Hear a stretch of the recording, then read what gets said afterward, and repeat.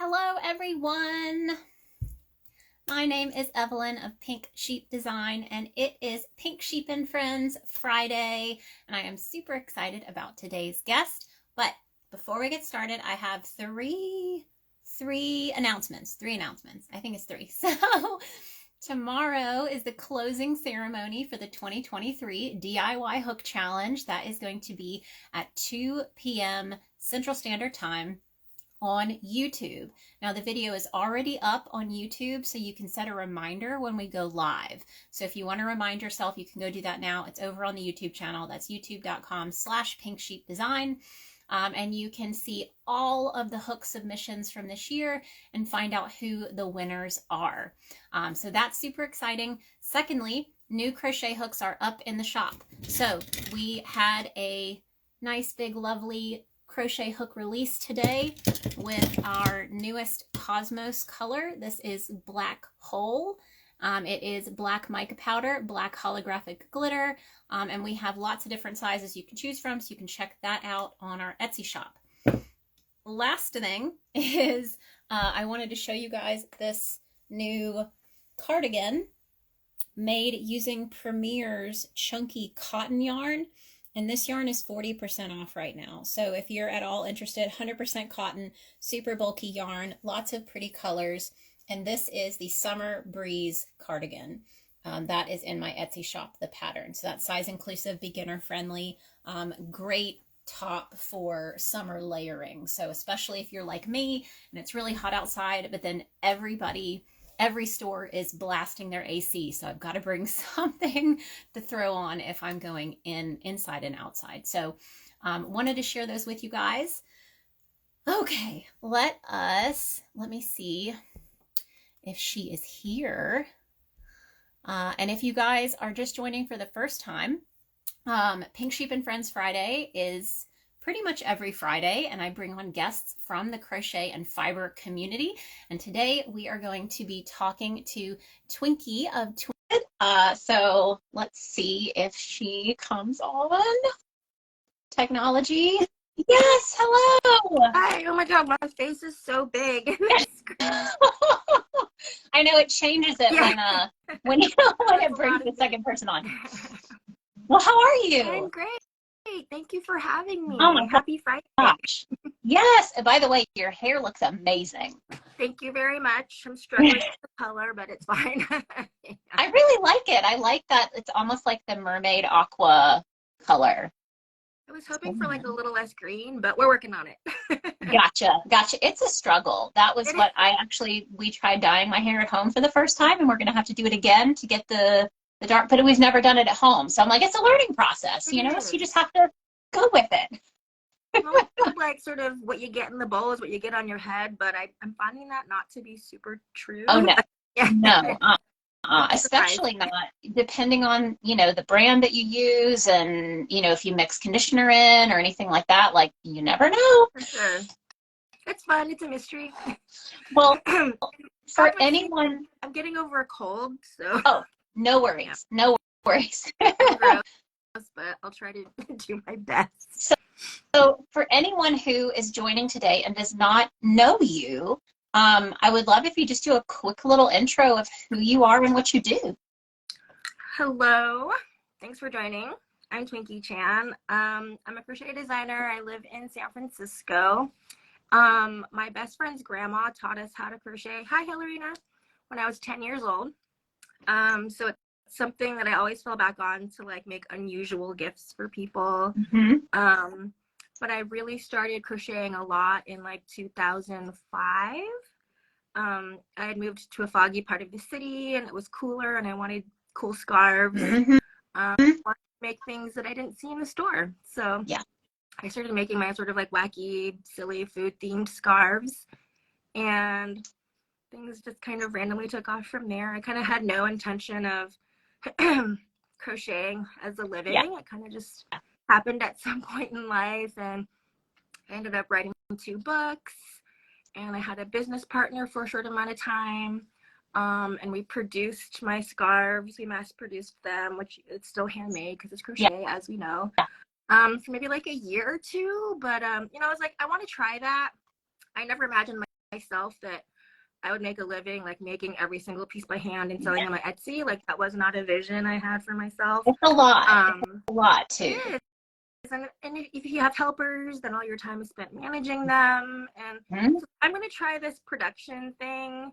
And like sort of the manufacturing apparel industry is very different than the craft industry. And yes, it didn't quite jive for me. So yeah, so now I am actually no longer crocheting or designing full time. As I mentioned to you, I work at Creative Bug behind the scenes and teaching there. So it's kind of like different phases of the crafty life. Gotcha. And right now that is full time. So you are still doing technically crochet in a way full time. I mean, I do film crochet classes with Creative Bug maybe like once or twice a year, but most of my time, and I saw Mariko Jesse, if you check her out, her Instagram is an amazing artist. So like I will help other Creative Bug instructors develop their classes, and I'm there on set with them to help them if they need like help figure out like how to say something, or if like their shirt is askew, like that kind of stuff. That's awesome. It's really fun. Yeah. So the Lucky Mermaid said that you are her crochet idol. Oh, thanks, Lucky Mermaid. That's so sweet. Just going through and making sure. So Yo-Yo Yarnable says, yay, hello, you too. Hello to you. Hello. And I wanted to make sure you guys know if you have a specific question or comment that you don't want me to miss, because this does move pretty quick, you can put it in the little question box. There's like a little speech bubble with a question mark in it, and it will pop up and show me if you guys have asked a question, so I can make sure that I don't miss anything. So you said you learned when you were 10. That's So when you were younger, what was that like growing up? Did you have crafty, like a crafty eye then? Or were there other things that you did that were creative? What did that look like growing up?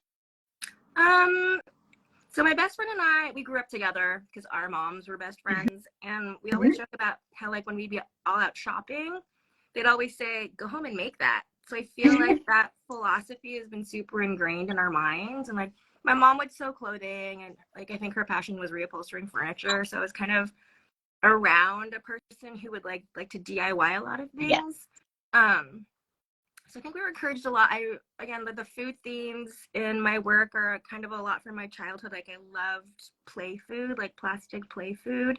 So I'd end up making like more out of like paper or like Play-Doh. So I was kind of always like tinkering and making little things. And I remember when I learned how to crochet, like I thought like I was cool, like, you know, at school, like I was bringing it to school and I was like, I'm doing this, like no one cared, but like I thought I'm a really cool person right now. I do know I learned in high school, and I got in trouble for hiding it under my desk during class. Oh no. Yeah, I think I left it out in the hall during class, but right. Yeah.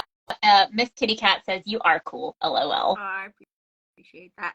Yeah, well, totally. And let's see. So Yo-Yo Yarnable says, Twinkie, how do you keep your work fresh, and do you ever get stuck? I think that's I've been thinking about that a lot, actually. I think that's a really good question. I tend to design just based on sort of what I want. I know like some people might design based on sort of what's trending or what the market might want, but I just sort of try to delight myself and then hope that it delights other people. Yes. So I think in that way, if you're always just making stuff that's fun to you or interests you, that keeps your own work really fresh. I think sometimes if people have Etsy shops and they are making things over and over to order, like that to me, I could never do that. Like I want to make one thing, I'll design it and write the pattern, and I like never want to make one again. But I want to move on to the next thing. So that helps me a lot. So when I used to do craft shows or maintain an Etsy store, like I would have helpers. There's no way I would want to make 10 bacon and egg scarves. Like that's just not in me. Like I would be very sad. So I think about maybe what is making you feel stuck or not fresh, and try to think of ways to work around that. But for me, like at this point, after like almost 10 years of designing kind of a very sort of signature aesthetic. I am feeling like that's changing. Like, I don't know that I would wear a lot of my own work anymore. And I think a lot about like, what does that mean for my brand? Do I still have a brand? Does anyone care? Like, if I start making like really different things, like, does that ruin the following about? So it is a lot of thinking about that as well, sort of at this point in life. We have a very similar philosophy, and I try to talk about that a little bit when it comes to doing what you want. I mean, you start your own business because you want to do what you want. And I think if you pin yourself in a corner and only make things that you think will sell or that people are asking for, you can do that. But I think that's a quick way to burn out. You know, like if you don't want to make baby blankets and that's all people are ordering from you, then it's okay to say no. Like, no, Totally. I don't make baby blankets, you know? Saying no, even now for me, but especially like early on in your sort of small business journey is really hard, because you're like, I want like every dollar, I want every opportunity. So I think it is good to try to early on think of, you don't have to say yes to everything. It gives you more time to say yes to things you actually really want to do. Yes. Yeah. And putting that out there. So I think making sure that if you want to make any kind of business out of what you're doing, share more of what you want to make. And that may not be immediate sales. You know, you may have to, get your work out there so people can find you to then start asking you for those things that you're enjoying making. So it may not be an immediate influx of cash, but you're setting yourself up for people to be like, oh, she makes this. This is who I go to for these types of items. Mm-hmm. Yeah, totally agree. So, and I have a couple people, I did have someone ask a question that I'm going to ask later on, so you're good. Okay. Just hang out. But Jory Hallelujah says, how do you vet helpers to keep your level of a finished product to sell? And I think that's super interesting because I have not ever had helpers. So I think this is a great question for you. It can be, it was a hard barrier for me to leap over, because I totally feel that. And I felt it a lot during like the production process when I had my licensed brand. But when it was just sort of me and another person, this gal Rita, who's in Las Vegas, she reached out to me, and I was like, I don't know if I'm ready for that. Like, I don't really know how I want to manage that. Especially, it's much easier if your helpers are local, and I've never had no one in San Francisco wanted to help me. So it's just the long distance. But I was like, this is something I'm interested in. And I didn't have a mentor. Like, we often don't have people to talk to about this kind of stuff. And this is like pre-Instagram. And super social media. So I was like, I don't know what I'm doing, but sure. So I was talking to her, and what I ended up doing, like the pattern I sent her, it was for a pear scarf. And it was like written by hand. It had like hand drawings, like very primitive. And was this pre-pattern designs? For me. Yes. I mean, like, as a designer, had you released patterns yet? When I first started, I definitely never wanted to sell patterns. Like, Gotcha. Yeah, I thought I was going to be like an accessories designer and not like give away my secrets. Yes. And whole other thing. Yeah. But with Rita, what I ended up sort of just developing when people would reach out to me to be a helper is I would definitely have them, like, if they had a website or an Etsy shop, like that was very helpful, or at least photos of work they've already made. And then I would send them homework. I'd be like, I'm not going to pay you for this. This is out from your own interest, but you need to be able to create this pattern in this amount of time and then ship it to me. I needed to know that they had actually the time to produce things on a deadline that I gave them. I needed to know that they could, some people know it's difficult to find time to go to the post office, but that's so important. So it's like, you need to ship something to me. I will ship it back to you. And then I could see the work in person. And you would learn like certain people would be good at different things. Like I had a helper who was very, very fast.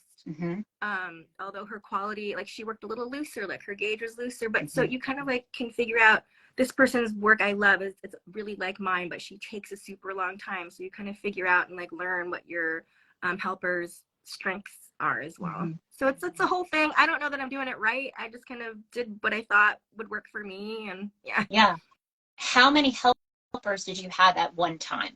The most amount of people you had helping? I mean, it's not like I had everyone working on stuff all the time. Like for the most part, this was if I wanted to have a table at a craft show, or I needed like factory samples or something, but sort of maybe at any one time, probably no more than like 6 people, like not like a ton to manage, but it was enough where I was like, I'm not really feeling this. Like, I don't want to have a store where I'm just like managing other people making stuff. Yep. I think you figure out really quickly whether or not you want to manage people. Right. Yeah. You're put in that position. I'm like, there's no time to design anymore. Like, it's not that I didn't like it, it's that it took up so much time. Yeah.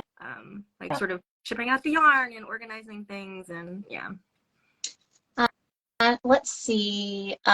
Miss Kitty Cat says, would one or both of you ever collaborate with a new crochet business, not new to crocheting, but at the business part of things, to become their mentor? Have you ever offered any kind of mentoring? No, like people will send me questions a lot and I might like take a lot of time to respond. Never like an official mentorship kind of thing. I mean, I like the idea of paying it forward, and in a way, to me, that's also what the patterns are about, because you're kind of empowering people to start their own businesses, like if you allow them to sell items. Yeah, that's difficult. I always come from a place where I don't know what I'm doing, you know, so I don't, which, you know, we all know more than we think that we know. But for me, especially as far as running a business, like I recently, so I was like keynoting this craft conference, but I still wanted to go to the beginners business classes to be like, or is everyone else doing it? Am I doing it here? So I think, like, I guess it would depend on the nature of the mentorship, because I don't want to talk about taxes or bookkeeping. That's not my strength at all. So yeah, it would really depend. Yep. And that's actually where I've been. I offer one-on-one sessions that are like hourly based. So it's like, if you want a mentorship, you can send me questions ahead of time. I'll take the time to research those questions, give my input, obviously, from what I've gone through. But I ended up having to charge because I was like, it is a lot of time. And there were a lot of people who, you know, really wanted, I was like, if I'm going to give my all and really like do the research and take that time to give you those one-on-one answers, because I do it over a Zoom call or something similar, you know, and it's really based, like you said, I'm not going to talk about taxes. I'm not going to talk about official, like making your business official, because that is so dependent on where you live. For sure. So whatever your local laws are, you know, what you're selling will depend on your tax situation. But when it comes to just business sense of, you know, ways to market yourself and putting yourself out there on social media and, you know, making your products and your patterns look more official, you know, those kinds of things, that really is that those learned lessons, I think can be really helpful.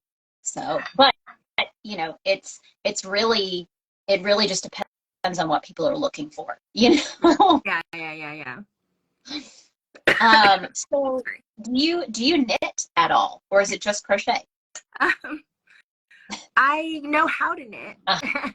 Actually, I had like a very like deeply buried memory, and I recently came to the surface like a couple years ago, but I now remember I actually learned how to knit before I learned how to crochet. Gotcha. And it's my mom who taught me, and we'd make these like really skinny like knit headbands.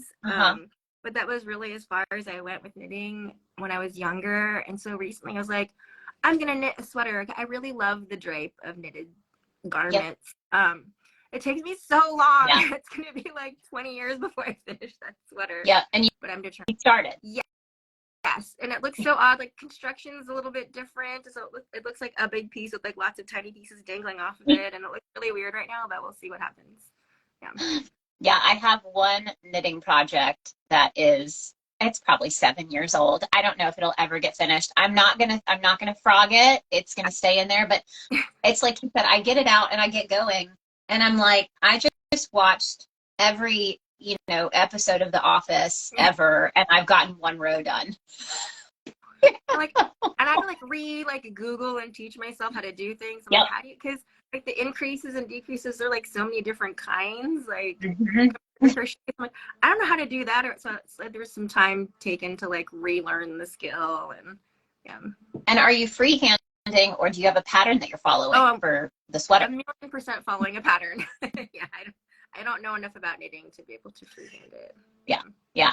I used to, my favorite thing to knit was I would make those big like farmhouse style blankets, and I would use seed stitch, which I think is so beautiful. It's such a beautiful stitch, and I think it's just knit purl maybe, and then you alter that on the next row. But I would use the biggest needles that they made. I think it was the 25 millimeter needles, and I would use 2 strands of super bulky yarn, and it just made these lush, great blankets. And I think I made maybe 4 because they took so long, but I really enjoyed it, you know, when I was doing that regularly and I got used to it. But now I'm like, I haven't knit in so long. It's far more time consuming for me. Yeah. So. Yes. And I always struggled to make, like, I couldn't freehand knit. I think crochet really gave me a lot more, like, I understood it. I understood how to make the increases and decreases do things and, you know, make the fabric look the way I wanted it to. And I think it's, you know, props to the knit designers out there. Yeah. How to, much more mental gymnastics.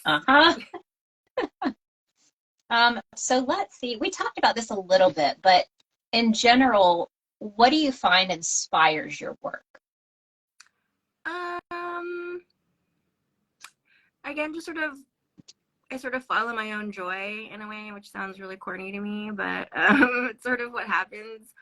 I tend to say that, like, I don't go to a place or go find things for inspiration. I really feel like inspiration is it's like your state of mind, kind of, if you feel inspired. And also, I always feel really bad. Like, I have a crochet friend, you probably know, it's Vincent from Not Bad Amigurumi, and he's like, blah, blah, blah. He'll like talk about like somebody in the crochet world, and I'm like, I have no idea who that, like, I don't tend to follow other crocheters for inspiration. I'll follow like people baking cakes in Korea, or I'll follow like really fun abstract artists, or I follow a lot of people who sew clothing. So I feel like my inspiration comes from just sort of like bright colors and things that just make me feel happy, and then in some way I'll interpret that in a crochet work. Yeah, and you are not alone at all with the answer to that question. I feel like that is, I think it was, she was my guest 2 weeks ago, I believe, and I'm blanking on her name, Yarn Lady Co., I believe, and she dyes yarn, and she said the same thing. Like, when I'm looking for inspiration, it tends to be like artists or, you know, people who are doing other things to get that into, because I asked a lot about like color inspiration, you know, when you're a yarn dyer. I feel like for me, it's already hard enough for me to put colors together with yarn. So to try to, you know, keep that inspiration flowing for dyeing yarn, I think would be more difficult for me.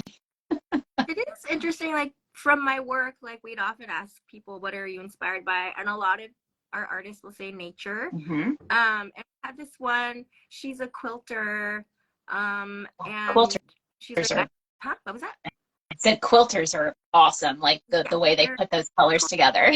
Totally. And she's like, I'm super not inspired by nature, and she used to work in fashion, so she's inspired by like really high fashion. She'll take those colors and apply them to the quilt, and you would like never really know, right? Because quilting is kind of has this more like cottagey, but her inspiration really comes from like watching the runway shows. So I think that's interesting. Yeah, I used to love watching Project Runway. And I still do. Yes, and I feel like some of my designs, and especially the ones that maybe didn't do all that well, were a little more high concept. And so I was like, but here's the great thing about crochet design, and I feel like this goes back to what we were talking about with doing what brings you joy instead of trying to chase trends. Fashion changes. So like, you have all these patterns that are out there, and if they're not selling now, that doesn't mean they're not going to sell next year or in 2 years or in 5 years, when fashion continues to change, and it's out there forever. For sure. There's like, and also you never know what's gonna hit. Like, there was an Australian clothing brand. She doesn't really make stuff anymore, like a small brand, and she commissioned me to make her like 80 tiny shrimps because she was going to make little earrings out of them. Yeah. And I'm like, are you cool with me selling this pattern? Because I made it and it Yeah. exists. And she's like, yeah, that's fine. I'm kind of done with that phase. I don't know why, but this is like consistently the best selling pattern in my store. And I'm like, is there a meme I don't know about? Right. But like, I don't know. Like, you always wonder, like, things might get, you don't even know why. Like, it's Yeah. so random. Yeah. Oh, yeah. Yeah. I feel that. You know, I think that was, I have one, and I know, I mean, I'm pretty sure why, but it's a chunky hoodie pattern that I put out 2 years ago now, and it has continued to just be the most consistent seller because it's like one of those Baja style hoodie, like the construction of it. It's like the hippie hoodie. And I think also just having like that chunkier yarn, like that's what I try to take different styles and make it bulky, make it chunky, you know? Yeah. Oh, people love big. Yeah. I always get like, can you make this? Can I just easily make this pattern bigger? And I'm like, no, Yes. it's a whole other pattern, really. Yes. Big seems to be very favored right now. Yeah. Yeah. So do you remember the first food themed item that you made?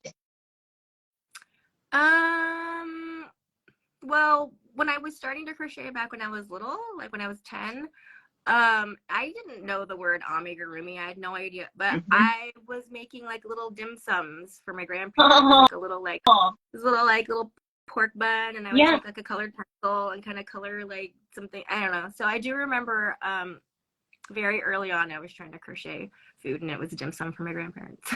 Yeah. Well, and I love that because you said that you liked to play with like the fake food. So it kind of makes sense. Yeah. Kind of adding to the And collection. and were you freehanding those? Because at that Oh point, yeah, yeah. yeah. The first patterns I looked at were the ones on the back of the yarn label. I'm like, sure, I'll try to make that blanket. Yeah. Yes. Yeah. So let's see. I have a whole list of questions I was going through. And you guys, if you do have questions, again, you can pop them in the chat. I'm trying to make sure I don't miss anything, or you can put them in the question box. But what pushed you into pattern making? Because you did say I was the same way as you. I had a couple of patterns at first, but when I was still doing shows, there were a lot of things where I was like, why would I tell people how to make that? You know, like I learned how to make it. It sells really well. And when was that shift for you of like, okay, I just need to pattern designer all the way? Well, I was getting a lot of requests via email, and I'd be like, no. And I think my turning point was when I had linked together with my business partner, and we were about to try to launch this whole like licensed brand with the finished goods. And I also had, because I used to work in book publishing, although my book deals did not come from any of those connections at all. But I had a friend were in publishing, and she was also like, wouldn't it be so cool? Like, because she was an intern for me, and now she was like working at a publisher. She's like, wouldn't it be cool if we could work on a book together? I'm like, yeah, that would be cool. But, and I had all these like, so my business partners sort of encouraged me to see them as two different markets, right? Like the person who will pay for your finished good is probably not the same person who wants to make it and buy a pattern. So in a way, you're kind of covering more than you covered before. I mean, you do have to, I don't want to get into it, but there's the whole like, how you feel about people selling those goods, if you're still selling the goods and creating your own competition. That was a big step for me. But I mean, there's some sort of mental things you have to get over, right, and accept, and you don't have to. I had a lawyer who was like, if you don't want people making your stuff, do not release the pattern in any way, because it's really hard to protect, kind of like a murky area.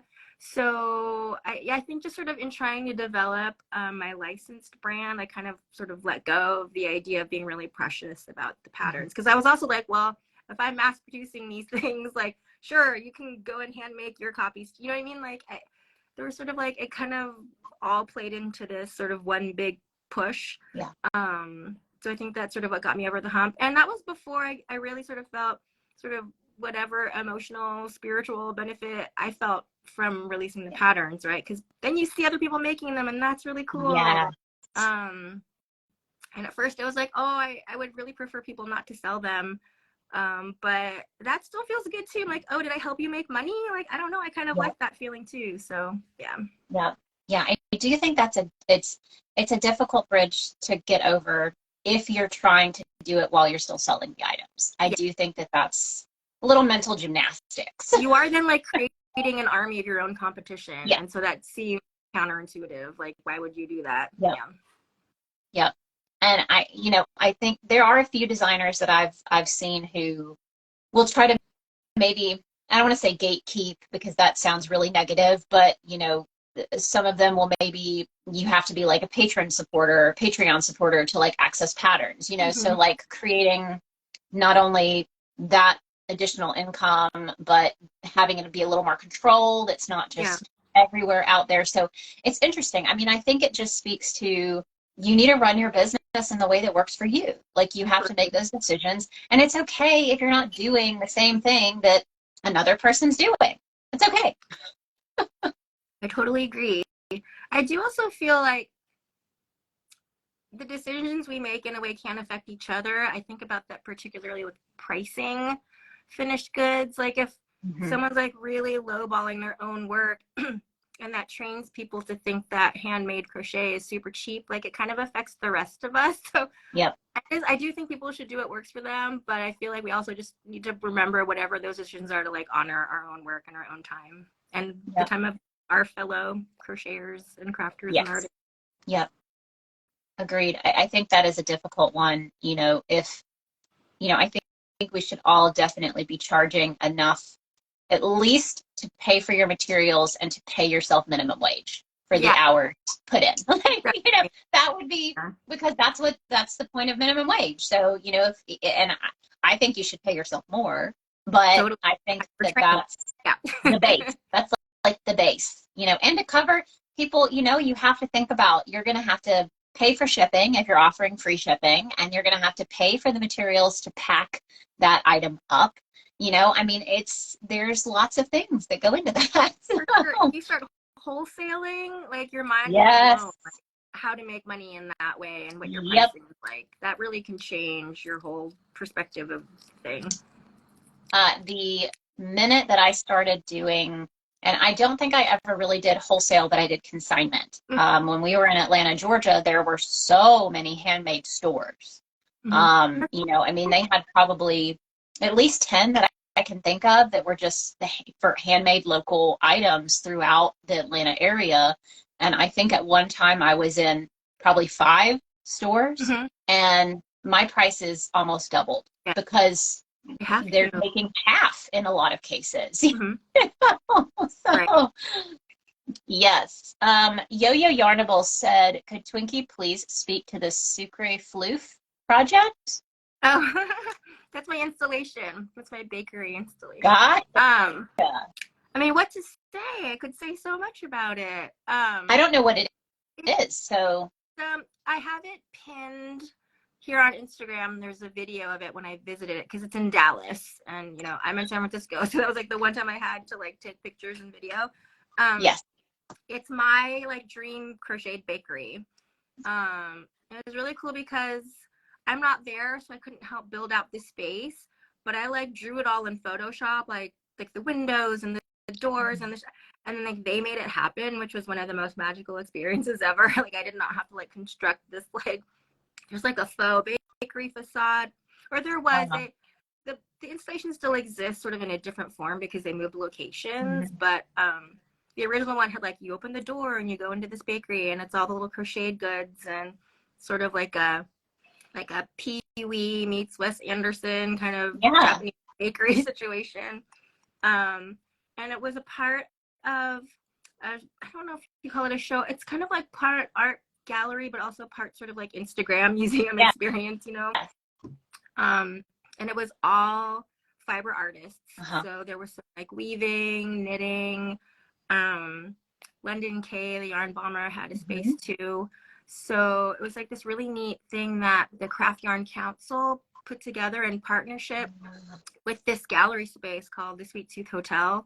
And they made this whole thing, like we all like were working for months and months, and then there was like a week-long period where we all were at the space kind of meeting each other, and they were taking like video and interviews and stuff, and it was like a really neat experience. Yeah. But it was right before lockdown for the pandemic.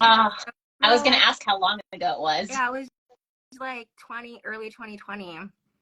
And so they like delayed the opening of the show. We didn't even know if it was gonna open. It was kind of like a weird time, but from like a crocheter's point of view, like a very magical time. Yeah. So it's still up if any of your viewers are near Dallas.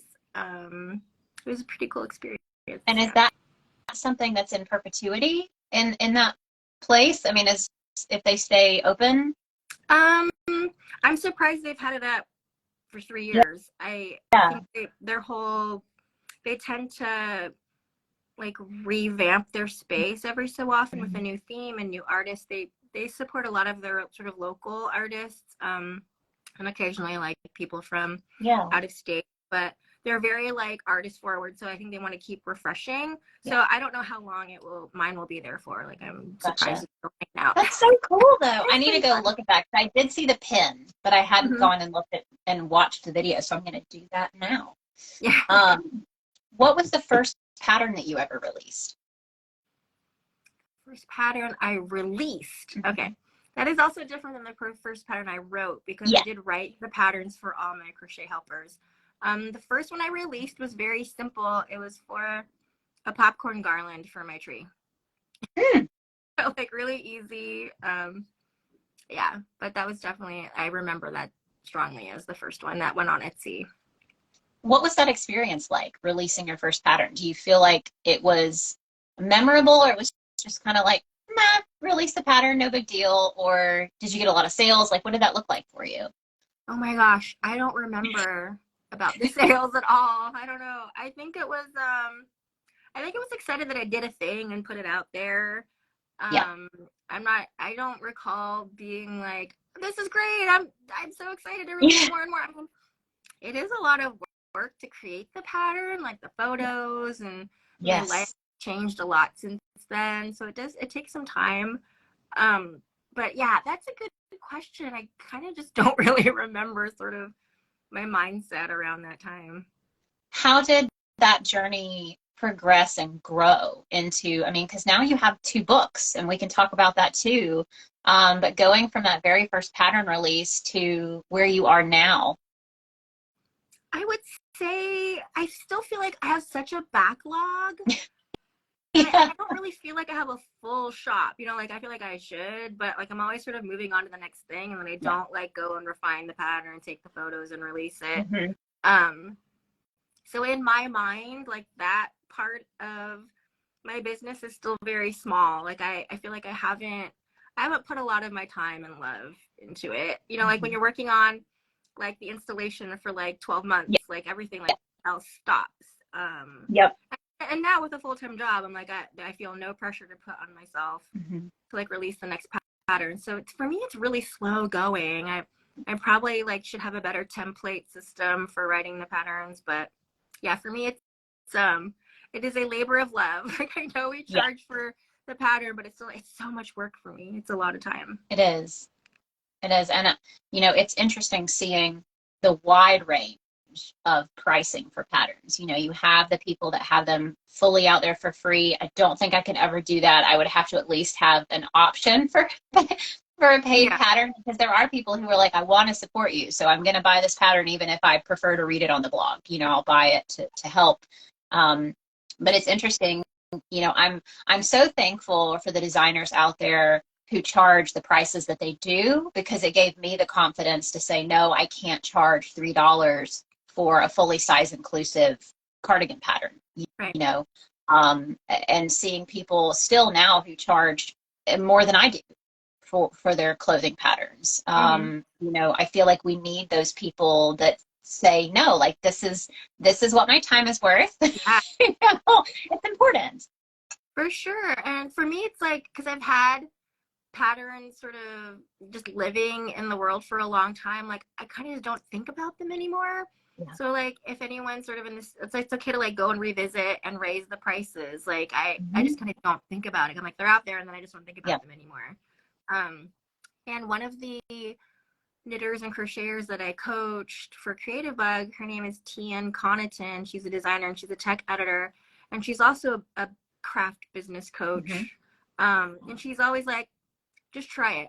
What if you charged $1 more for every pattern in your shop? Like, this could increase your own revenue by this, and it's just $1 more this person had to pay for it. And she's like, why not just try it? Like, and I really had never even thought about it until I heard her or like watched her say that on an Instagram story or something. So I think it's sort of rethinking about stuff that you might not have been thinking about anymore. Definitely. And I think that was one of the coolest moments for me doing craft shows. I haven't done craft shows since pre-COVID. I mean, this was, I think my last craft show season was probably 2018, maybe. And at that time it was lots of them, because again, being in Atlanta, there was a huge scene for the arts. And so if you wanted to do craft shows, you could do multiple craft shows every weekend if you really wanted to, you know. Either pop-up shops, craft shows, and it was all year. I mean, I couldn't handle summer craft shows, but at least during the fall, yes. But I remember I had raised my prices. It started when things started selling out, because I said, if this is sold out, I can't keep up. I can't go any faster. I can't crochet anymore. So I've got to up my prices because I don't want to be sold out. And then I added in trying to do consignment, and I said, well, I'm not going to make any money and I can't undercut the stores. That's usually a part of the contract. If you do that, you can't charge less.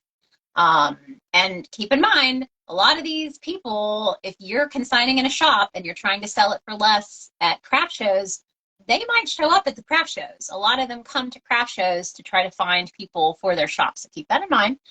But I had upped my prices pretty drastically and was worried, you know, that I wasn't going to sell anything.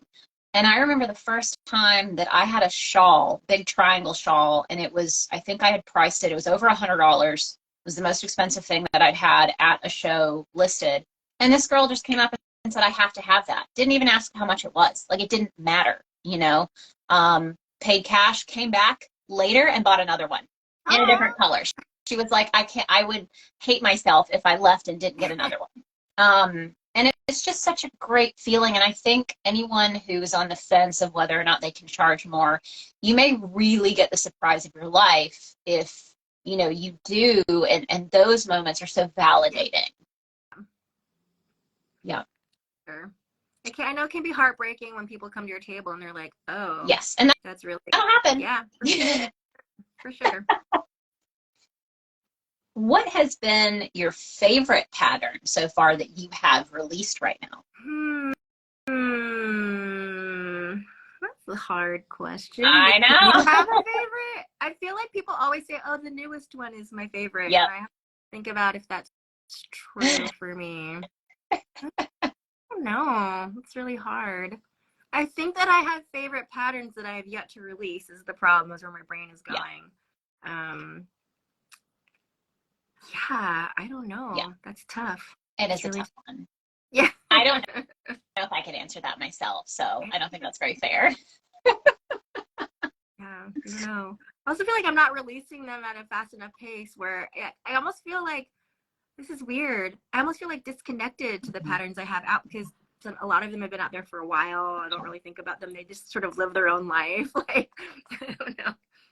What has your experience been with your book publishing? Because I think that's something, I know it's on my like business goals one day. I would love to have a pattern book one day. But it feels kind of out of reach, I guess. You know, I would love to know your experience with the books that you had and what that was like for you. I think the books are interesting. There's a certain, I don't know if it's still today, but I feel like when I was publishing my first one, I think it was like 2010, it felt very validating. Like, this is going to establish me as like a serious designer. Do you know what I mean? Like, I don't know if that's super true anymore, especially now that we have like, oh, if I have like 200,000 followers, like that's very, you know, validating as well. So I think there are different ways to go about it now these days. But yeah, again, for me, I used to work in book publishing, but my book deals did not come from that. And How Okay, so for my first book, again, I had my friend who was like, let's do a fun thing together. And I was like, okay. I can't remember why, but my business partner did not want me to move forward with that publisher. Mhm. I totally can't remember why. But when I got my first licensing agent, with the idea for them to license the rights to product, the first Yep. deal actually brought to me was a book deal. And I was like, what? This is not really what I thought we were doing. But it was like with Andrews McMeel. It was with a publisher like I'd actually heard of, and it's respectable, and they do a lot of gift books. And I was like, okay, this seems legit. That's fine. So we did that. And for my second book, I no longer was working with those agents or my business partner. And again, I use my interns a lot from my publishing life, but another one of my interns who turned into one of my very good friends, she became an agent, and she does like romance authors and some Okay. nonfiction. I was like, can I just use you? I'm like, I'll write the letter, I'll pick the editor's list, but can you like be the face? Like, it just looks better like if you're not out there pitching your own book. And I wasn't an agent anymore anyway, so it made no sense. She's like, sure, sure, sure, just send me all the stuff and I'll send it out. And I thought that like it would be easier because like my social following was bigger, I'd been around for longer. But to be perfectly honest, it was so hard to sell my second book. People would be like, oh, food, that's just a trend and that's going to go away really quickly. Or there were a lot, and you know, people will tell you a reason, you never know the real reason. But I was just like, all these reasons sound really dumb to me. So it was very difficult. We went through many rounds, many different submissions. And so I feel like going forward, like I have ideas of collections that I think would make cute books, but I'm very also interested in exploring self-publishing, and I don't know a lot about it. I know a lot of times I don't like the paper quality or the print quality, but yeah, I don't know that I would go through traditional publishing for myself anymore, just because that last book was like such an uphill battle and it didn't feel like worth it to me. But I mean, everyone's experience will be different in that journey, I think.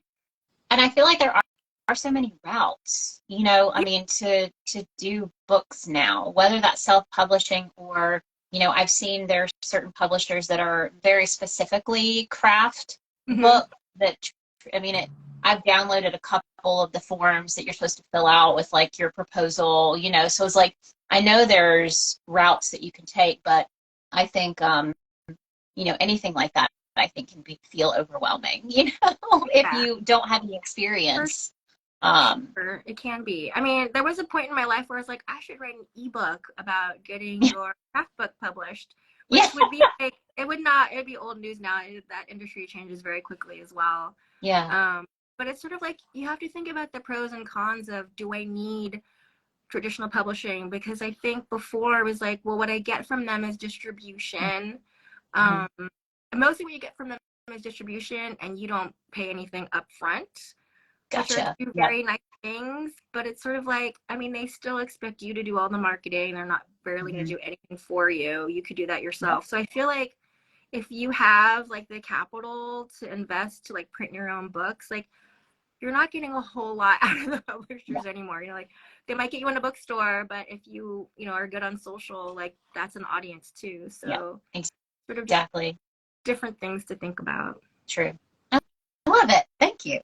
Thanks for being willing to share. Oh, yeah. So do you, what would be some of your, and actually I wanted to ask about this. So one of my past guests was Krista Ann. Her Instagram is Explore with Nitsy. And when I had brought her on, season 3 of Stranger Things had just come out on Netflix, and she had done knitwear for the show. So we got to talk a little bit about that. And so I saw on your website about the bacon and egg scarf being on Fuller House on Netflix. And I would love to know with that one, was that something where it was a surprise to you, or how did that go? It's totally a surprise. I think people were sending me screenshots when the trailer came out, and I was like, I don't know. And you know, so at this point, like, sure, I can recognize my design, but I don't know if they bought it from my shop or they bought it from someone else's shop, because the pattern is my first book. But I'm like, oh, that's cool. And so I think like I posted on Facebook. I'm like, I don't I have no idea. Like, this is a surprise. I don't know if someone made this. And I think someone left a comment where she was like, oh, I was part of the costume team and we bought that from your Etsy store. And I'm like, oh, that's really cool. It's good. So it was very surprising. Like, they aren't like trying to get freebies from indie designers. Like, they go and buy their pieces, and that's cool. Yep. I do feel like, again, especially right now, crochet is in the fashion world. Whether that's good or bad, it's probably a little bit of both. But I think that we've seen a lot more on these, I say smaller television shows, but like the Netflixes of the world that are creating their own television series. I think we're seeing a lot more, I think, of handmade knitwear and crochet pieces. I don't know if you've seen that as well, but yeah, I mean, I feel like I see that more just sort of in the microcosm of my Instagram content. But I do see what you're saying. There have been times where I'm watching a show, I'm like, where is that cardigan from? Like, screenshotting it to see if like there was a designer, if I can get the pattern. Yes. Well, and that was, I think it was Wednesday had like there was the snood craze infinity scarf, but it was, I mean, like, people get excited about it, and I think I just hope that it inspires this continued generations to keep picking it up, to keep learning. I mean, it's been such an invaluable tool, I think, for me, outside of even a business, you know, like having any of those skills. If you have basic sewing skills, like, you never know when that's going to come in handy. Totally agree. Our post-apocalyptic skills are important. Yeah. Let's see. Okay, I had a couple people ask about this. So before we go, because we've got just a couple more minutes, so we'll do some like quick surface level questions. These are the easy ones. What has been, and now when you're working with crochet, if you're crocheting your own items or, you know, new designs, what has been your favorite yarn to use? Do you have well, it's a sad answer because they always discontinue the stuff that you like. You got it. I was always a very huge fan of Lion Brand Vantage Choice because they had so many colors. It went really well with all my amigurumi work. I felt like it was soft enough for scarves and like close to the skin stuff. It was just a weight and a bulk that I liked working with so much, and I'm really sad that it's going away. I don't know what's happening to it, but it's really hard to buy now. Yeah. And was that an acrylic blend? Yeah. It's 100% acrylic, but it wasn't super scratchy and squeaky like a lot of other acrylic. It felt like a really high quality, like I would wear it. And is it a worsted weight? Yeah, worsted I think is my favorite. I've started playing with DK and I'm like, oh, I actually kind of like this too. But yeah. I can't do it. Can't do it. Too tiny. Too many stitches. That's my thing. Is like more work, more stitches. Yes. Yeah. I think for me now, if it's smaller than a bulky weight and I'm not making, well, I say that even my crop tops are 5-weight yarn. So if it's less than a bulky, it's getting multi-stranded for me to make something. Yeah. So do you have a second choice now? Is there another yarn that you like or maybe are leaning towards? I'll try things, but I don't have a current favorite, unfortunately. Yeah. And when you're purchasing yarn, do you tend to go online when you purchase your yarn, or do you like to go in stores? I like going to my local yarn shop, but I probably would not design with that. Sort of like the softer, squishier, nicer, spendier yarns. Like when I'm designing, I try to keep it towards stuff people can buy at the big box, like Joann or Michael's, to keep it affordable and accessible. So yeah, for personal, just being like a yarn lover and like, I do love to shop in person, but it's very easy to just fire up an online order if it's stuff that I'm going to be using for a pattern. Gotcha. Do you have a favorite hook or hook brand that you like to use? Ooh. I'm a hardcore Susan Bates lady because that's what I learned on. If I try to use like a Clover or basically anything other than a Susan Bates, like I cannot. Like I don't even know what to do with my hands anymore. So I like Susan Bates, and I think they're harder to find now. But I used to buy the ones with the bamboo handle. It's a little more ergonomic than just that little like steel. And is that what you usually use? You just use the straight up steel handle. You don't have, do you purchase any of the ergonomic styles? You can still find, I don't have one on the table. It's a little bamboo handle. Yes. So, but I have not played with like a furls or other ergo Also, things. I'm gonna say I did my little announcement today, and I've literally got them sitting here. We finally did the Susan Bates on the Oh yeah, cool. our little Batesies. Very So, and those have been pretty popular. I have to say, I was not a Susan Bates fan, and I'm still not in a lot of ways, especially not with certain sizes. I have found that some of their sizes, it's like the head is a little too tall for me, but I have fallen in love with the 4.5 millimeter Bates. To me, it just works really, really well. And then I like their bigger ones. Let's see if yeah. So the 10 millimeter Bates, really, really like that one. So I'm being a little converted. It just depends on the size. Just the whole like the shape of the head on a non-Susan Bates hook is just I know these are supposed to be fast answers, but I was on the knit show with Vicky Howell, and I had brought my own hooks, and we were doing a quick tutorial. And I don't think about it because I'm just crocheting at home by myself, but my dog had chewed on the bamboo handle, and she could see the teeth marks, and she's like, can we get a prettier hook? I'm like, this is like the hook that I brought. Right. She was like, here, use this. And it was like a boy or something, and I'm like, I don't know that, and I have to crochet on camera. Yeah. And I'm like, this is gonna look like I don't know how to, but I just kind of like muscled through it, but I was like, that's gonna look bad. Yeah, I understand. And I think I feel like it depends on the project. Like there have been projects where I'm using the Susan Bates and I'm not happy with it and I have to switch. So now it's like, luckily now that we make our hooks, I'm like, well, I'll just go grab this one. Nice. So, but cool. It never fails that I literally had just finished a project, but someone will buy the hook that I'm using because I will use them. I mean, it doesn't affect them, so I'll use them before they sell.